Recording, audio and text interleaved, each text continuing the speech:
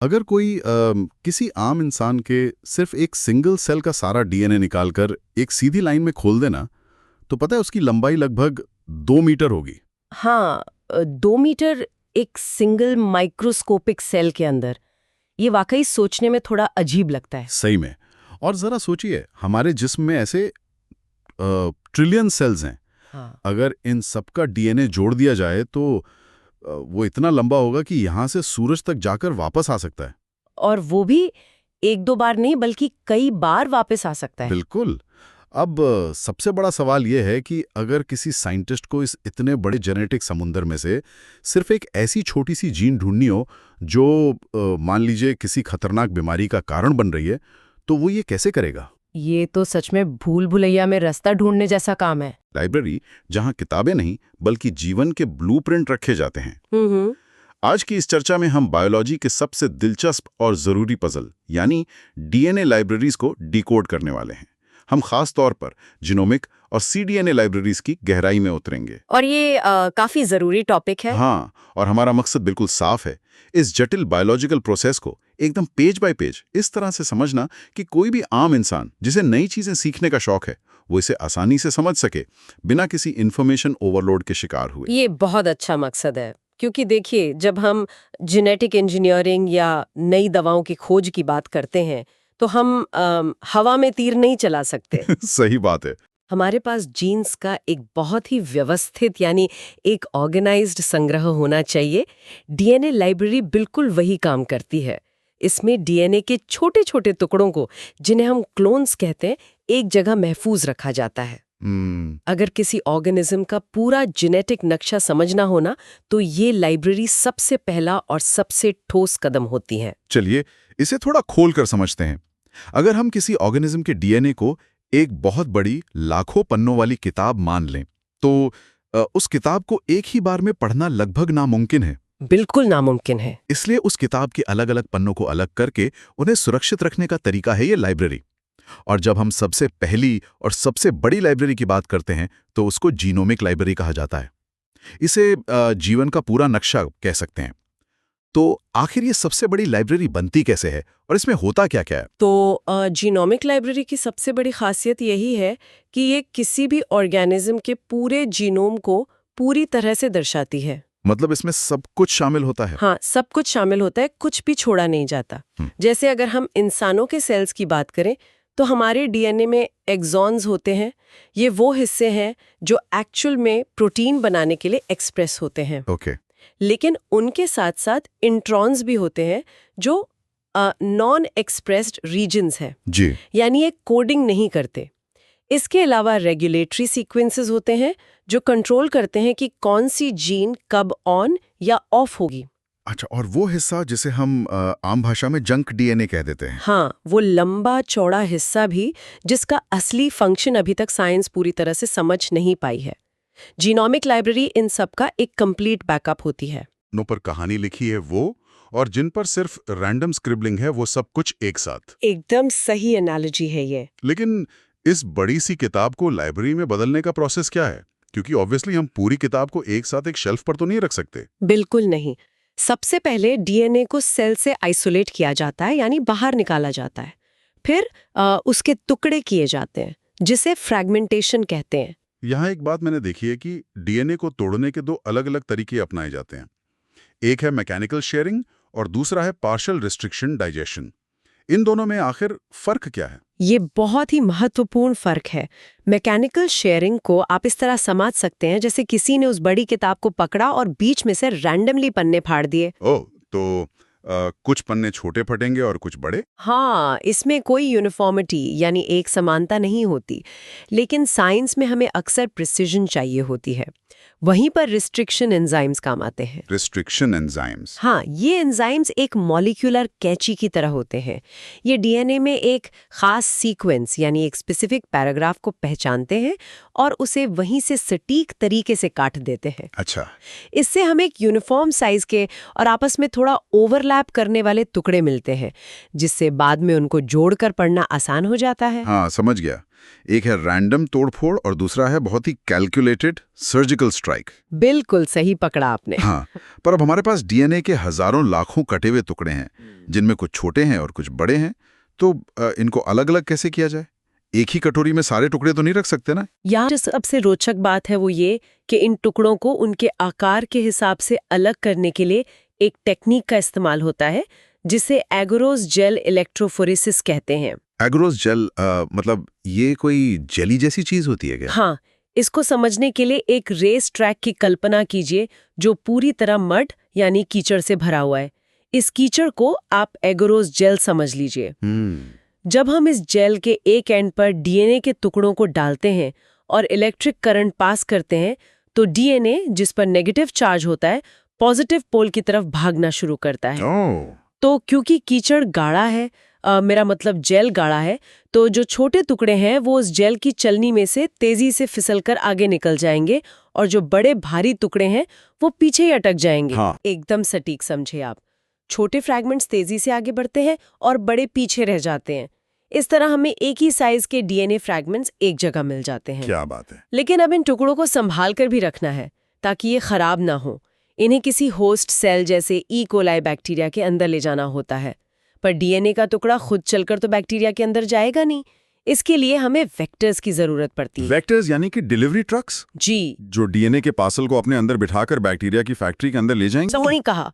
अलग अलग साइज के पार्सल्स के लिए अलग अलग साइज के डिलीवरी ट्रक्स चाहिए। अगर पार्सल छोटा है तो हम प्लाज्मिड्स या EMBL3 और EMBL4 जैसे लैम्डा-फाज वेक्टर्स का इस्तेमाल करते हैं। और अगर हमें इंसानों जैसे कॉम्प्लेक्स यूकैरियोट्स के पूरे जीनोम की लाइब्रेरी बनानी हो तो वो फ्रैगमेंट्स तो बहुत बड़े होंगे। उनके लिए हमें हाई कैपेसिटी कार्गो शिप्स चाहिए। उन्हें BACS यानी बैक्टीरियल आर्टिफिशियल क्रोमोसोम्स और YACS यानी यीस्ट आर्टिफिशियल क्रोमोसोम्स कहा जाता है। BACS और YACS। हाँ, ये अपने अंदर डीएनए के बहुत बड़े हिस्से को फिट कर सकते हैं और इस पूरी मेहनत का नतीजा ये निकलता है कि हमारे पास ऑर्गेनिज्म का पूरा नक्शा आ जाता है। ह्यूमन जीनोम प्रोजेक्ट में इसका बहुत बड़ा योगदान था। ओह, तो वहां इसका यूज हुआ था। बिल्कुल, इसके जरिए ही हम क्रोमोसोम वॉकिंग कर पाते हैं, जहां इन ओवरलैपिंग टुकड़ों को पढ़कर पूरे क्रोमोसोम का एक लंबा सीक्वेंस बनाया जाता है। ये सच में किसी साइंस फिक्शन मूवी की तरह है। लेकिन यहाँ एक बहुत बड़ा लॉजिकल लूप होल नजर आता है और यही फ्लॉ हमें इस चर्चा के दूसरे हिस्से की तरफ ले जाता है, जिसे मैं हाईलाइट रील कहना पसंद करूंगा, यानी cDNA लाइब्रेरी। अच्छा, वो कैसे? अब देखिए, आपने कहा कि जीनोमिक लाइब्रेरी में सब कुछ है, एक्सॉन्स, इंट्रॉन्स, जंक डीएनए, सब कुछ। पर अगर मुझे इंसान का कोई स्पेसिफिक प्रोटीन, मान लीजिए इंसुलिन, किसी बैक्टीरिया के अंदर बनवाना है, तो क्या मैं बैक्टीरिया को वो पूरा जीनोमिक फ्रैगमेंट दे सकता हूँ? ये एक बहुत अच्छा पॉइंट है। क्योंकि बैक्टीरिया तो एक बहुत ही बेसिक ऑर्गेनिज्म है। उसके पास ये समझ ही नहीं है कि इस लंबे डीएनए में से इंट्रॉन्स यानी बेकार के खाली पन्नों को कैसे निकाला जाए। यूकैरियोटिक सेल्स के पास स्प्लाइसिंग का मैकेनिज्म होता है, पर बैक्टीरिया के पास नहीं। वो तो पूरी तरह कंफ्यूज हो जाएगा। आपने बिल्कुल सही जगह पर उंगली रखी है। अगर हम बैक्टीरिया को पूरा जीनोमिक डीएनए दे देंगे तो वो उस जंक और इंट्रॉन्स को भी पढ़ने लगेगा और एंड में जो प्रोटीन बनेगा वो बिल्कुल गलत और बेकार होगा। सही में बैक्टीरिया को सीधे सीधे वो नक्शा चाहिए जिसमें सिर्फ काम की बात हो, यानी सिर्फ एक्सॉन्स। उसे एडिटेड स्क्रिप्ट चाहिए और इसी परेशानी को दूर करने के लिए cDNA लाइब्रेरी बनाई जाती है। cDNA library? हाँ, cDNA का मतलब है कॉम्प्लीमेंट्री डीएनए और इसकी सबसे बड़ी खासियत ये है कि ये डीएनए से नहीं बल्कि सेल के mRNA से बनती है, जिसे हम मैसेंजर आरएनए कहते हैं। वेट, mRNA से? मतलब हम डीएनए को इग्नोर करके सीधा उस मैसेज को पकड़ रहे हैं जो सेल एक्चुअल में प्रोटीन बनाने के लिए भेज रहा है, क्योंकि mRNA में तो पहले से ही इंट्रॉन्स हटे हुए होते हैं। बिल्कुल। इस लाइब्रेरी को बनाने का पहला कदम ये है कि हम उस टिश्यू को चुनते हैं जहां वो स्पेसिफिक प्रोटीन बहुत बन रहा हो। जैसे अगर इंसुलिन का जीन चाहिए तो पेनक्रियास के सेल्स लेंगे। फिर उस सेल में से टोटल आरएनए आइसोलेट किया जाता है। ओके। लेकिन यहाँ एक टेक्निकल चुनौती आती है। एक सेल के अंदर आरएनए का पूरा समुंदर होता है। उसमें टीआरएनए है, आरआरएनए है और हमारा एमआरएनए है। हमें इस समुंदर में से सिर्फ और सिर्फ एमआरएनए निकालना है। यहाँ आकर बात वाकई बहुत दिलचस्प हो जाती है। ये तो शोर शराबे में से अपनी पसंद की आवाज़ सुनने जैसा है। पर सेल के अंदर ये कैसे पता चलेगा कि एमआरएनए कौन सा है? यूकैरियोटिक एमआरएनए की एक खास पहचान होती है, उसकी पूंछ। पूंछ? हाँ, हर एमआरएनए के 3 प्राइम एंड पर एक पॉली ए टेल होती है, यानी एडेनिन के बहुत सारे मॉलिक्यूल्स एक लंबी पूंछ बनाते हैं। और साइंस में हम जानते हैं कि ए हमेशा टी यानी थाइमिन की तरफ आकर्षित होता है और उसके साथ जुड़ता है। हाँ, तो इसी आकर्षण का फायदा उठाया जाता होगा। अगर मैं सही सोच रहा हूं तो एक टेक्निक होती है अफिनिटी क्रोमेटोग्राफी। उसमें एक ओलिगोडीटी कॉलम का इस्तेमाल किया जाता है ना? एकदम सही कहा आपने। अगर इसको एक विजुअल तरीके से समझें तो ये कॉलम एक चुंबक यानी मैग्नेट की तरह काम करता है। इस कॉलम के अंदर बहुत सारे टी मॉलिक्यूल्स लटके होते हैं। जैसे ही उस पूरे आरएनए के कचले को इस कॉलम से गुजारा जाता है तो जिन मॉलिक्यूल्स के पास ए वाली पूंछ है यानी हमारे काम का एमआरएनए, वो मैग्नेट की तरह इन टी मॉलिक्यूल से चिपक जाते हैं और बाकी का सारा टीआरएनए और आरआरएनए बहकर निकल जाता है ना? कमाल का जुगाड़। ये नेचर के ही नियम को नेचर के खिलाफ इस्तेमाल करने का एक बेहतरीन उदाहरण है। फिर जब एमआरएनए अलग हो जाता है तो उसकी इंटेग्रिटी चेक की जाती है जेल इलेक्ट्रोफोरेसिस के जरिए, ताकि ये तसल्ली हो सके कि वो टूटा फूटा नहीं है। ओके। लेकिन असली जादू इसके बाद शुरू होता है। और वहीं पर मेरी बायोलॉजी की बेसिक नॉलेज थोड़ी टकराती है। बचपन से हमें सेंट्रल डॉगमा पढ़ाया गया है कि डीएनए से आरएनए बनता है और आरएनए से प्रोटीन। इन्फॉर्मेशन एक ही दिशा में बहती है। सही बात है। लेकिन यहाँ तो हमारे पास आरएनए है और हम लाइब्रेरी तो डीएनए की बना रहे हैं। तो क्या अब नदियां उल्टी बहेंगी? इस आरएनए को वापस डीएनए में कैसे बदलेंगे? ये तो रूल्स तोड़ने वाली बात हो गई। देखिए, रूल्स वही तोड़ता है जो रूल्स के बाहर रहता है। यहाँ वायरसेस हमारी मदद करते हैं। कुछ खास रेट्रोवायरसेस के पास एक अनोखा एंजाइम होता है जिसे रिवर्स ट्रांसक्रिप्टेज कहते हैं। Reverse transcriptase? हाँ, इस एंजाइम का काम ही यही है कि ये आरएनए को एक टेम्पलेट की तरह पढ़ता है और उसके ऊपर डीएनए की एक नई स्ट्रैंड बुन देता है। इस प्रोसेस को रिवर्स ट्रांसक्रिप्शन कहा जाता है। ओह! तो इस एंजाइम का इस्तेमाल करके लैबोरेटरी में उस एमआरएनए के ऊपर पहला cDNA स्ट्रैंड बनाया जाता है। नतीजा ये होता है कि हमें एक हाइब्रिड मिल जाता है, एक ऐसी सीढ़ी जिसका एक लंबा डंडा आरएनए का है और दूसरा डंडा नए बने हुए डीएनए का। एक हाइब्रिड मॉलिक्यूल। पर कहानी यहाँ पूरी नहीं होती, क्योंकि लाइब्रेरी में रखने के लिए हमें एक मुकम्मल डबल स्टैंडर्ड डीएनए चाहिए। हाइब्रिड से काम थोड़ी चलेगा। बिल्कुल नहीं चलेगा। हमें उस आरएनए वाले हिस्से को हटाकर वहां दूसरी डीएनए स्ट्रैंड बनानी होगी। इस दूसरे स्ट्रैंड को बनाने के क्या तरीके हैं? साइंटिस्ट ने इस समस्या को सुलझाने के लिए वक्त-वक्त पर अलग-अलग तरीके निकाले हैं। इसके 3 प्रमुख मेथड्स हैं। अच्छा। सबसे पहला तरीका 1976 में आया, जिसे हेयरपिन प्राइम्ड मेथड कहते हैं, जो मैनियाटिस और उनकी टीम ने दिया था। इसमें सबसे पहले आरएनए वाले हिस्से को अल्कलाई सॉल्यूशन से पिघलाकर हटा दिया जाता है। ओके। अब बचता है सिर्फ एक सिंगल डीएनए स्ट्रैंड। होता यह है कि इस सिंगल डीएनए स्ट्रैंड का जो आखिरी हिस्सा है, यानी 3 प्राइम एंड, उसकी आदत होती है कि वो आगे जाकर अपने आप पर ही फोल्ड हो जाता है, जैसे बालों में लगाने वाली बॉबी पिन या हेयर पिन। फोल्ड हो जाता है, मतलब एक लूप जैसा बना लेता है। हाँ, ये लूप बनने के बाद एक प्राइमर का काम करता है और फिर डीएनए पॉलीमरेज आकर इस लूप के आगे से पूरी नई दूसरी स्ट्रैंड बना देता है। रुकिए, थोड़ा स्लो करते हैं। डीएनए खुद पर बैंड होकर लूप बना रहा है, ये ठीक है। लेकिन अब दोनों स्ट्रैंड्स उस लूप की जगह आपस में जुड़े हुए हैं। उन्हें वेक्टर में फिट करने के लिए तो दोनों एंड्स खुले होने चाहिए ना, तो उस लूप को काटना पड़ेगा। बिल्कुल, उस लूप को काटने के लिए S1 न्यूक्लियस नाम का एक एंजाइम इस्तेमाल होता है, जो उस हेयरपिन कर्व को काटकर डीएनए को सीधा कर देता है। पर एक मिनट, अगर हम उस लूप को कैंची से एंजाइम से काट देंगे तो वहां मौजूद डीएनए का कुछ हिस्सा तो हमेशा के लिए उड़ जाएगा ना, खासतौर पर 5 प्राइम एंड वाला हिस्सा। ये तो सीधे सीधे डेटा लॉस जैसा हुआ। हाँ, हमने इतनी मेहनत की हाईलाइट रील बनाने के लिए और एंड में आकर फिल्म का क्लाइमैक्स ही कट गया। ये तो एक बहुत बड़ा डिजाइन फ्लॉ लगता है मुझे। आपका विश्लेषण एकदम सटीक है और इस डेटा लॉस को साइंटिस्ट ने भी पहचाना। इस परेशानी को दूर करने के लिए दूसरा मेथड लाया गया, जिसे लैंडर और उनकी टीम ने 1981 में दिया था। इसको होमोपॉलीमर टेलिंग मेथड कहते हैं। होमोपॉलीमर टेलिंग, इसमें क्या अलग था? इस तरीके में एक नया एंजाइम लाया गया, टर्मिनल ट्रांसफरेज। ये एंजाइम एक सिंथेटिक ब्रिक लेयर की तरह काम करता है। जब पहला डीएनए स्ट्रैंड बन जाता है तो ये एंजाइम उसके एंड पर लगातार सी यानी साइटोसिन की मॉलिक्यूल्स जोड़ता चला जाता है, एक लंबी पूंछ की तरह। ओके। और फिर लैबोरेटरी से हम एक ओलिगो डीजी प्राइमर डालते हैं, यानी बहुत सारे जी यानी ग्वानिन वाला छोटा टुकड़ा। सी और जी एक दूसरे से जुड़ जाते हैं, प्राइमर सेट हो जाता है और दूसरा स्ट्रैंड बिना किसी हेयरपिन लूप के बन जाता है।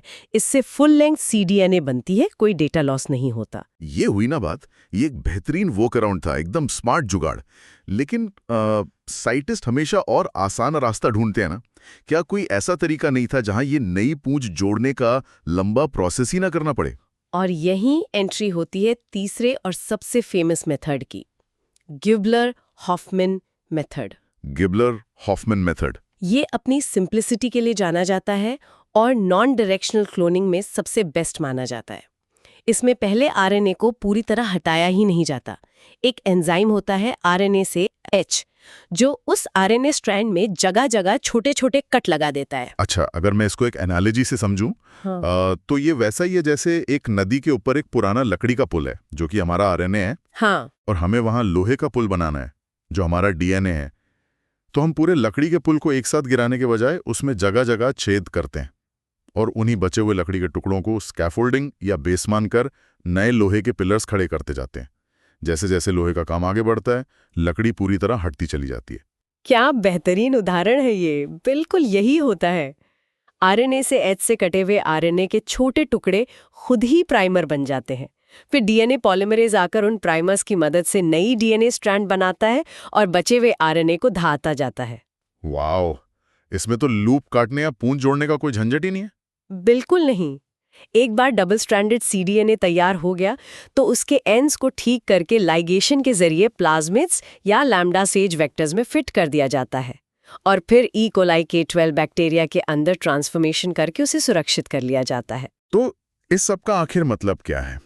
अब जब हमारे सामने जीनोमिक लाइब्रेरी और सीडीएनए लाइब्रेरी दोनों का चिट्ठा खुल चुका है, तो वक्त है इन दोनों को आमने सामने रखकर देखने का। एक क्विक कंपैरिजन ताकि ये पूरी तस्वीर दिमाग में ठीक से सेट हो जाए। अगर साइज की बात करें तो जीनोमिक लाइब्रेरी बहुत विशाल होती है क्योंकि इसमें ऑर्गेनिज्म का हर एक डीएनए फ्रैगमेंट है। दूसरी तरफ सीडीएनए लाइब्रेरी साइज में काफी छोटी और कॉम्पैक्ट होती है क्योंकि इसमें सिर्फ और सिर्फ वो जीन्स हैं जो सेल में उस वक्त एक्सप्रेस हो रहे थे। और कंटेंट के मामले में जीनोमिक में coding exons, non coding introns, regulatory sequences, junk DNA अब सब भरा पड़ा है। लेकिन सीडीएनए में सिर्फ एक्सप्रेस्ड सीक्वेंसेस होते हैं जिन्हें ESTs यानी एक्सप्रेस्ड सीक्वेंस टैग्स भी कहा जाता है। सही कहा। और सबसे बड़ा प्रैक्टिकल फर्क आता है एक्सप्रेशन में, है ना? बिल्कुल। जीनोमिक डीएनए को ई कोलाई जैसे प्रोकैरियोटिक बैक्टीरिया में एक्सप्रेस करवाना मुश्किल ही नहीं, लगभग नामुमकिन है क्योंकि बैक्टीरिया इंट्रॉन्स को हटा नहीं सकता।